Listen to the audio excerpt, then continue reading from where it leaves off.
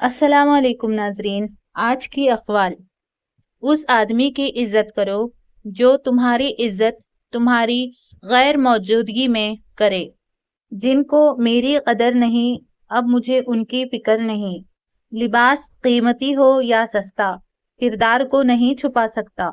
اپنے کردار کو اچھا کرو، ہر لباس میں اچھے لگو گے۔ یاد رکھیں، عزت وہی دے گا جو خود عزت کے لائق ہو۔ دکھ تب ہوتا ہے جب ہماری نیت صاف ہو اور اگلا ہم کو غلط سمجھے۔ اپنے دشمنوں کو اپنی کامیابی سے مارو اور اپنی مسکراہٹ سے دفناؤ۔ لوگ حسد آپ سے نہیں بلکہ آپ کی زندگی میں موجود سکون، خوشیوں اور بے شمار نعمتوں سے کرتے ہیں۔ پریشان نہ ہوں، کچھ لوگ پیدا ہی بکواس کرنے کے لیے ہوتے ہیں۔ جس لہجے میں بات کرو اس لہجے میں سننا بھی سیکھو۔ جھوٹ بہت تیز دوڑتا ہے لیکن منزل پر سچ ہی پہنچتا ہے۔ اس شخص کو کوئی نہیں بدل سکتا جس شخص کو اپنے اندر کوئی غلطی نظر نہ آتی ہو۔ میری چپ میری ہار نہیں ہے، میرا صبر میری وہ طاقت ہے جو میرے اللہ کو بہت پسند ہے۔ زندگی آسان نہیں ہوتی، اسے آسان بنایا جاتا ہے، کچھ صبر کر کے، کچھ برداشت کر کے اور بہت کچھ نظر انداز کر کے۔ مجھے لوگوں کو معاف کر دینا آتا ہے مگر دل میں دوبارہ جگہ دینا نہیں آتا۔ حالات مجھے کمزور کرتے چلے گئے اور میرا اللہ مجھے پہلے سے زیادہ مضبوط کرتا رہا۔ کسی کا اتنا دل مت دکھاؤ کہ وہ اللہ کے سامنے تمہارا نام لے کر رو پڑے، کیونکہ ٹوٹے ہوئے دل کی آہ عرش تک جاتی ہے۔ میرے خاموش رہنے پر اکثر لوگ مجھے کمزور سمجھتے ہیں جبکہ میں خاموش ہوں، تاکہ میں دیکھ سکوں کہ سامنے والے کی آخری حد کیا ہے۔